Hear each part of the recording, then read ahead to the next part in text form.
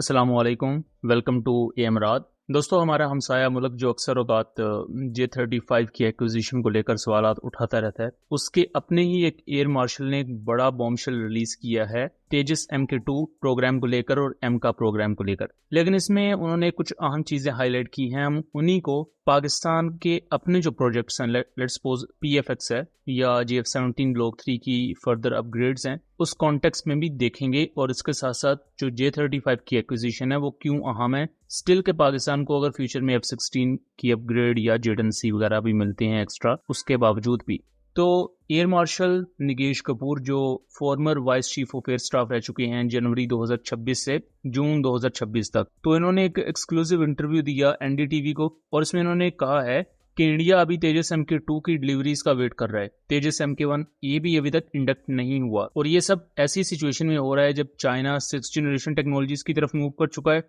और Pakistan 5th generation platform को acquire करने के लिए कंसीडर कर रहा है या उन्हें 5th जनरेशन प्लेटफॉर्म मिलने वाले हैं। तो ये चीज ऑपरेशनली इंडिया के लिए अच्छी नहीं है और ऐसी सिचुएशन में इंडिया 2035 तक अगर 4th जनरेशन एयरक्राफ्ट रखता है तो वो ऑपरेशनली इंडिया के लिए वाइबल नहीं है। इस पर कैटेगोरिकली उन्होंने कहा कि ऑपरेशनली इंडियन एयरफोर्स चाइना से कम्पीट करना तो दूर की बात, पाकिस्तान से भी कम्पीट नहीं कर पाएगी। इसके साथ साथ ये चीज भी क्लियर की गई है कि तेजस MK2 एक non cutting edge role play करेगा। एक होती है कटिंग एज टेक्नोलॉजी, एक ऐसी टेक्नोलॉजी जिससे आप डायरेक्टली एनिमी को थ्रेटन करते हैं कि अच्छा ये चीज हमारे पास हो तो एनिमी को डिटर किया जा सकता है। नॉन कटिंग एज टेक्नोलॉजी होती है सॉर्ट ऑफ कंप्लीमेंट्री आपके वेपन सिस्टम्स। अब कंप्लीमेंट्री रोल क्या होता है? वो सेकेंडरी रोल है कि मेन आपका इक्विपमेंट जो मेन मशीनरी है जिससे आपने एनिमी को डिटर करना है वो डिफरेंट है, लेकिन उसी के साथ एक सेकेंडरी ऑप्शन आपके पास मौजूद है जिसके साथ होने से आपकी स्ट्रेंथ और बढ़ जाती है। सेकेंडरी कंपोनेंट भी बहुत आम है लेकिन वो आपकी मेन मशीनरी की जगह नहीं ले सकता। तो यहाँ मिसाल दूं JF-17 थंडर ब्लॉक 2 की जो ब्लॉक 1 थे अब अपग्रेड हो चुके हैं। फिर इसी तरह पाकिस्तान के जो मिराजेस हैं ये कंप्लीमेंट्री रोल वाले एयरक्राफ्ट हैं। जो आपके मेन फाइटर जेट्स हैं, आपकी एयरफोर्स की बैकबोन समझे जाते हैं, वो जेडनसी ब्लॉक 3 एंड F-16 है। ठीक है, तो कंप्लीमेंट्री रोल में तेजस MK2 रहेगा।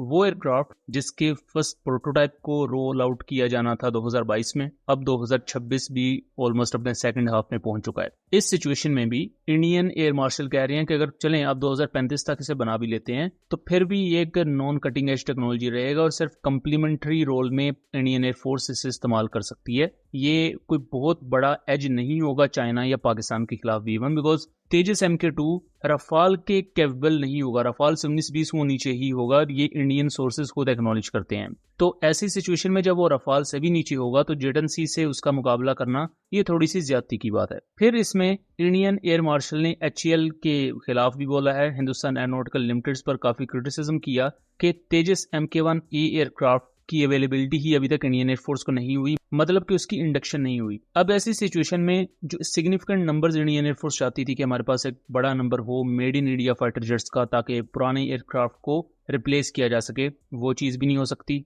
फिर तेजस MK1A ही अभी तक कमीशन नहीं किया गया इंडियन एयरफोर्स में। तो ऐसी सिचुएशन में तेजस MK2 को इंडक्ट करना या कमीशन करना, ये चीज तो फिर अगेन इसका तो सवाल ही पैदा नहीं होता कि आपने उससे पहले वाला लेवल तो अचीव नहीं किया तो लेवल अप किस तरह करेंगे। तो हिंदुस्तान एरोनॉटिकल लिमिटेड और इंडियन एयरफोर्स के दरमियान भी एक खासी अच्छी रिफ्ट क्रिएट हो चुकी है और अब इंडिया के फॉर्मर वाइस एयर चीफ आके इस चीज को नेशनल मीडिया पर एक्नॉलेज कर रहे हैं और हिंदुस्तान एरोनॉटिकल लिमिटेड को खरी खरी सुना रहे हैं। यहाँ एयर मार्शल निगेश कपूर ने यह भी कहा है कि सिर्फ हिंदुस्तान एरोनॉटिकल लिमिटेड के साथ तेजस प्रोग्राम को लेकर इशू नहीं है। यह मसला AMC एयरक्राफ्ट को लेकर भी है, एडवांस मीडियम कॉम्बैट एयरक्राफ्ट, जो इंडिया का अपना 5th जनरेशन प्लेटफॉर्म है। इसके डेवलपमेंट एंड ट्रायल्स को लेकर ऑलमोस्ट अ डिकेड आपको लगेगा, यानी कि 10 साल या उससे ज्यादा अरसा लगेगा। फिर भी ये पॉसिबल है कि जो फर्स्ट इसका वेरिएंट बने उसमें कई टेक्नोलॉजिकल बेंचमार्क हों ही नहीं। मतलब जैसे कान एयरक्राफ्ट का सबसे इनिशियल जो बैच होगा वो सिर्फ एरियल सुपीरियोरिटी एयरक्राफ्ट होगा, यानी एयर सुपीरियोरिटी के रोल में डिप्लॉय किया जा सकेगा, वो मल्टी रोल फाइटर जेट नहीं होगा। तो कुछ टेक्नोलॉजीज उसमें से मिसिंग रहेंगी। फिर जो सेकंड वेरिएंट आएगा कान का, वो प्रॉपर एक मल्टी रोल 5.5 जनरेशन का एयरक्राफ्ट होगा। और सेम यही चीज एयर मार्शल निगेश कपूर भी कह रहे हैं कि इंडियन एयरफोर्स का जो एम का एयरक्राफ्ट है उसका जो फर्स्ट वेरिएंट इंडिया इंडक्ट करेगी उसमें कई टेक्नोलॉजिकल बेंचमार्क रह जाएंगे, man on man teaming, then multi role capabilities, even कई वेपन्स की इंटीग्रेशन वो शायद ना हो, बिकॉज इंडिया कोशिश करेगा कि जल्द से जल्द इसको इंटीग्रेट किया जाए अपनी एयरफोर्स में और कहीं ना कहीं इंडक्ट कर लिया जाए, बिकॉज इंडियन एयरफोर्स बहुत तेजी से नंबर्स खो रही है। और स्क्वाड्रन स्ट्रेंथ के मामले में फ्यूचर में ये सिचुएशन भी आ सकती है कि अभी चाइना से वो कम्पीट नहीं कर सकते, पाकिस्तान से उनका कंपटीशन है। हो सकता है कल को पाकिस्तान के कंपटीशन के काबिल ना रहे तो उन्हें बांग्लादेश जैसे कंट्री से कम्पीट करना पड़े। सेम ये इशू पाकिस्तान को देखना पड़ेगा कि हम पीएफएक्स में फेस ना करें, बिकॉज पीएफएक्स के भी फिलहाल के लिए मल्टीपल वेरिएंट्स क्लेम किए जाते हैं। पीएफएक्स अल्फा है, देन उससे पहले एक GF-17 का ब्लॉक 4 टाइप वेरिएंट है, फिर पीएफएक्स का एक प्योर 5th जनरेशन प्लेटफॉर्म है।